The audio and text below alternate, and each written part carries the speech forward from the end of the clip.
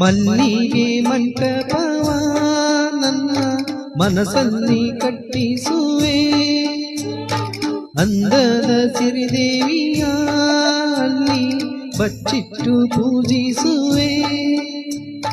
ಭೂಮಿಯ ಹಸಿರಿನಂತೆ ಈ ಪಾದದಡಿಗೆ ಇರುವೆ, ಮಳೆಯ ಮೋಡದಂತೆ ಆ ಸುಡುವ ಬಿಸಿಲ ತಡೆವೆ.